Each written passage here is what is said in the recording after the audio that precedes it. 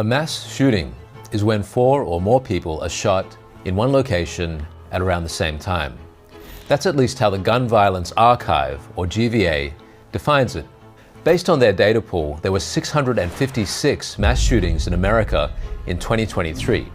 That number has risen steadily since 2014, when they began logging data. Of course, the reason for this rise and how to curb it is a matter of hot debate. Some say tighten gun laws. Some say people need gun rights to protect themselves now more than ever. We won't enter into that debate today. Instead, we'll explore with returning guest, Dr. Jingduan Yang, how antidepressants, namely selective serotonin reuptake inhibitors, or SSRIs, could factor into violent behavior and even mass shootings. Dr. Yang is a psychiatrist and integrative medicine doctor of many years' experience who combines Western medicine with traditional Chinese medicine. We'll hear his insights into when antidepressants can be helpful and also when they can do more harm than good. And we'll look at non-drug treatments like transcranial magnetic stimulation, ketamine, and acupuncture that Dr. Yang uses in his own practice. Welcome to Vital Signs, where we learn how to get healthier from all angles, from the biochemical and nutritional to the things we do that nourish our minds and our souls. I'm Brendon Fallon. Dr. Yang, thank you for joining us on Vital Signs again. Thank you for having me. In terms of the rise in mass shootings in America, there's been some speculation that the use of antidepressants could be related to this. As a psychiatrist with many years' experience, you've prescribed patients antidepressants in your own practice, I imagine. What's your take on this, the idea that antidepressants, particularly these selective serotonin reuptake inhibitors, SSRIs, could be connected to mass shootings? Well, in my practice, I have not observed that. Although some patients does experience some increasing aggression and increasing agitation and anxiety and so on and so forth, and sometimes increasing suicidalities. But I haven't personally observed anybody who end up being criminally violent or involved in gun shooting.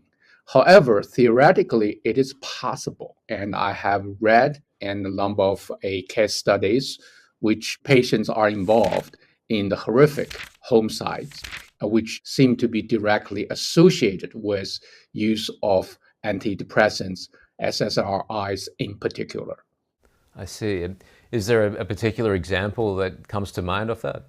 I think Dr. David Healy, who is the expert in this area, had testified, being involved in many criminal cases. And one of the cases he was talking about is a patient was given 50 milligrams Zoloft and had a very bad reaction with increasing thoughts of suicides and homicide ideations. And the doctor made a note that never ever gave this patient SSRIs. However, a while later, the doctor was on vacation and the doctor covered the patients and didn't pay attention to that note and given the patients the SSRI again. And the patients got increasingly agitated, thought the dosage wasn't enough, and he doubled it. And that morning, he actually ended up killed his wife.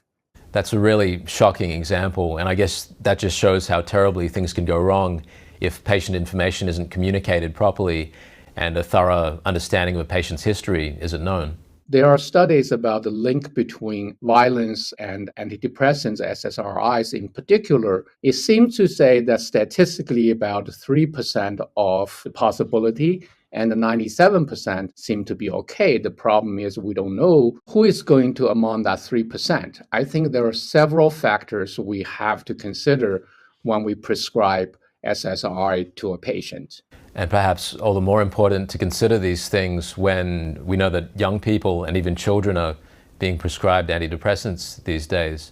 Dr. Yang, what other factors do you see coming into play if someone is taking antidepressants that might incline them toward harming themselves or harming others? Well, first of all, depression is a syndrome, meaning there are a number of different causes contributing to it. And there are a number of factors involved. Very often, multiple factors are involved. The antidepressants like SSRI is based on very simplistic hypothesis that depression somehow is due to the deficiency of serotonin activities in the brain. And therefore, by increasing serotonin activity, it will improve depression. If patients' depression is not because of deficient serotonin, by giving SSRI could cause problem.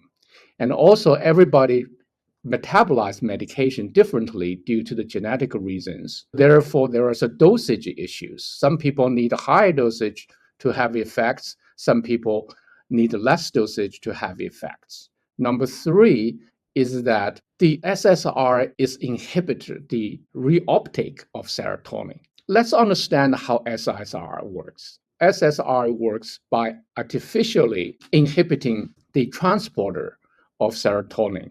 After serotonin being combined with receptor, does it work? The transporter took the serotonin back and to store it in the presynaptic area. So then it can be used again. So that means it's almost like we go to work every day and then we come home and we go to work next day. But we depend on a car to transport us to the work. And what does SSRI do is actually to stop the car. Therefore, we will be working longer hours. Working longer hours temporarily can increase your effectiveness or efficiency, but in the long run, it can cause problems, can cause a deficiency in functionality. By making the serotonin stay in the receptor for longer time, real issue is the serotonin and serotonin receptor does not only exist in the part of the brain we think it helps regulate mood. It exists in everywhere else in the brain and involving sleep, appetite, cardiovascular functions, and sexual functions as well. So therefore, it causes a lot of unintended side effects. It was described to me once that using antidepressants is a bit like using a chainsaw to cut a piece of paper in some individuals' cases. With it being so hard to isolate or impossible to isolate the effect of SSRI to mood regulation, what have you seen? What other unwanted effects have you seen coming through with SSRIs? Well, number one, it can cause disinhibition, make people have less ability to control their impulsivities, which can cause problem. Number two, if patients has a trouble metabolize the SSRI, that means they can cause so-called serotonin syndrome. One of the serotonin syndrome is very similar to condition we call the delirium. Basically, people get disoriented from the people, place, and time. People also can have a visual hallucinations. And so in those states of mind, people can be dangerous or can be dangerous to themselves or to others. And also commonly people complain about being sexually numb or have reduced libidos. Some people report high blood pressure. Some people report weight gain, and some people report a paradoxic effect, means they feel more anxious, more depressed, even suicidal. There is a reason for that, and we can talk about that later.